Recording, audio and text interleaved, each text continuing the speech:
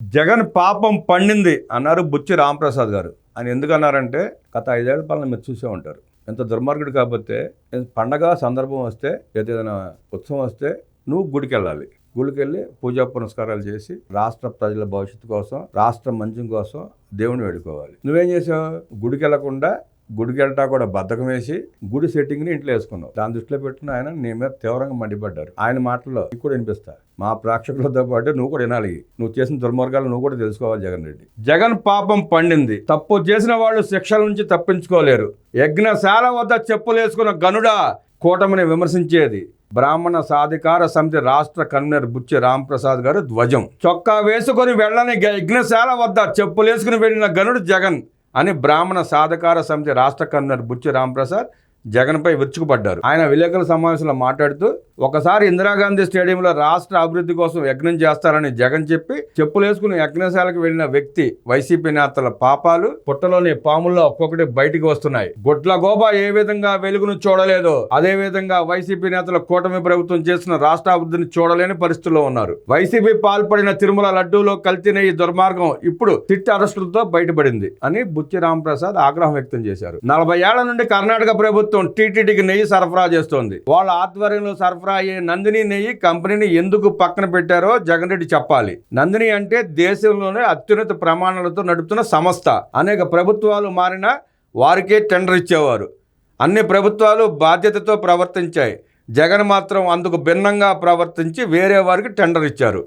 ఇంట్లోనే దేవుడు సెట్టింగ్ వేసిన మహానుభావుడు జగన్. రాంప్రసాద్ గారు ఇక్కడ ఈ పదప్రయోగం తప్పే అనిపించింది సార్, మీరు ఏమనుకోబాకండి. మహానుభావుడు కాదు, కాలకేయుడు అంటే బాగుండేది. కాలకేయుడు ఆయన. సరే ఏమనుకోబాకండి. తన ఇంటికి 5 కిలోమీటర్ల దూరంలో వెంకటాయపాలెంలో దేవుడి గుడి ఉంది. అక్కడికి వెళ్ళి దండం పెట్టుకుని రావచ్చు, ఉగాది సంబరాలు చేసుకోవచ్చు. కానీ దేవుని గుడినే తన ఇంట్లో సెట్టు వేసి పాపానికి వడిగట్టిన ఘనత జగన్కే దక్కుతుందని తీవ్ర ఆగ్రహం వ్యక్తం చేశారు. ఆయన చెప్పేది అదే. 5 కిలోమీటర్ల 4 కిలోమీటర్ల మధ్యలో ఉంటుంది వెంకటేశ్వర గుడి. అక్కడికి వెళ్ళటానికి కూడా మనసొప్పక, మరి ఆయన ఉద్దేశం అంటే మనకు తెలియదు. ఆ సెట్టింగ్ అంతా ఇంట్లో వేయించుకున్నాడు. ఆ సెట్టింగ్ బోర్డు ఖర్చు పెట్టాడు. మళ్ళీ భజన బ్యాచ్ లక్షల ఖర్చు పెట్టి భజన బ్యాచ్ తెచ్చుకుని వాళ్ళతో పొగిడించుకున్నాడు.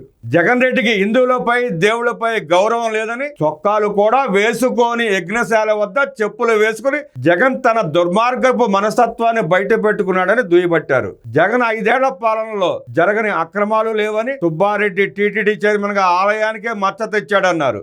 వారు చేసిన అవినీతి అక్రమాలు ఒక్కొక్కటిగా బయటకు వస్తుంటే వైసీపీ నాయకులు ఒక్కొక్క రకంగా మాట్లాడుతున్నారని, బయట బాగోతాలు బయటపడుతుంటే వైసీపీ ఉక్కిరి బిక్కిరి అవుతోందన్నారు. తప్పు చేసిందే కాక ఎదురు దాడికి దిగుతూ కూటమి ప్రభుత్వంపై నిందలు మోపుతున్న వైసీపీ నేతలంతా జైలుకి వెళ్ళక తప్పదన్నారు. వైసీపీ హయాంలో ఆలయాలకు జరిగిన అపచారాలు వివరిస్తూ 9 నెలల కూటమి ప్రభుత్వ పాలనలో ఎక్కడైనా ఒక్క సంఘటనైనా అలాంటిది చోటు చేసుకుందా అంటూ నిలదీశారు. దేవాలయాలపైన, దేవుళ్లపైన, పూజారులపైన దాడులకు పాల్పడిన వైసీపీ నేతలు ప్రాయశ్చిత్తాన్ని అనుభవిస్తూ కూడా జ్ఞానం లేకుండా ప్రవర్తిస్తున్నారని ఆగ్రహం వ్యక్తం చేస్తున్నారు. వైసీపీ దుర్మార్గాలను బహిర్గతం చేసేందుకు కూటమి ప్రభుత్వం కంకణం కట్టుకుందని, పాపాలకు పాల్పడిన ఏ ఒక్కరూ శిక్షల నుంచి తప్పించుకోలేరని బుచ్చి రాంప్రసాద్ హెచ్చరించారు. ఆయన ఇంకా చాలా మాట్లాడే అవకాశం ఉన్నా మనసు ఒప్పుకోక మాట్లాడలా. చాలా దుర్మార్గాలు చేశాడు జగన్ రెడ్డి 5 ఏళ్ల పాలనలో. హిందూ దేవాలయాలకి జగన్ రెడ్డి చేసిన అంత అన్యాయం ఏ ముఖ్యమంత్రి పాలనలో జరగల. కర్నూలు జిల్లాలో బ్రాహ్మణుల గుళ్ళలో కొట్టడం చూసాం.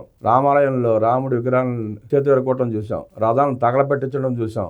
అనేక దుర్మార్గాలు చేశాడు. ఎందుకు చేశాడో, ఎందుకు చేపించాడో ప్రజలు ఆలోచించుకోవాలి. ఆయన ఉద్దేశం అంటే అర్థం కాదు. గుడి సెట్టింగ్ ఇంట్లోకి వేసుకోవడం ఏంటి? గుడికి వెళ్ళావా? తిరుమల వెళ్ళావు, డిక్లరేషన్ మీద సంతకం చేయడానికి నీకు బాధ ఏంటి? సంతకం చేయడం ఇష్టం ఎందుకు వెళ్ళావు గుడికి? హిందువుల మనోభావాలను గాయపరిచిన ఏకైక వ్యక్తి జగన్ రెడ్డి.